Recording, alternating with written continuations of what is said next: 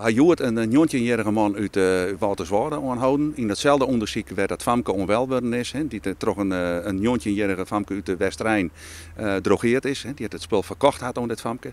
In dit onderzoek hebben we dus nog weer een nieuwe verdachte aanhouden. En wij willen net zeggen dat dit de laatste is, want we denken dat je volle meer aanhouden worden. Het 16-jarige slachtoffer uit Kalmersweg kocht de GHB in een kroeg.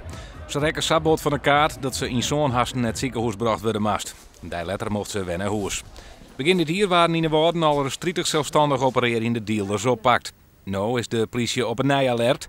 Zo binnen er handelaars trapieren die het op parkeerplakken drugs verkochten. Het is een groep jonge jeugd in de leeftijd van 15 tot en met 20 jaar die in die experimentele fase zitten. Die mensen die wat uitproberen willen. En die zeggen van nou dit is dat ik maar eens beziekje. En dat is het gevaar. Er is makkelijk om GHB te komen. Nevens de politie in elk dorp of stad in Friesland. Boven dat is de jerdere partydruk relatief goedkoop. Het gevaar schoelt er benammen in dat je GHB zelfs meidje kennen met onder oren velgereiniger en goordstien ontstopper. Dit ben beelden die circuleren op internet en zien laten hoe het misgaan kan.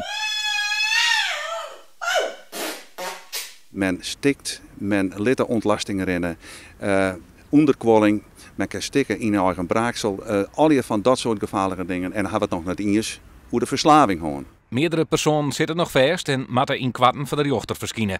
Een team van 6 rechercheurs werkt op dit stuit aan het drugsonderzoek in Noord-Eerst Friesland.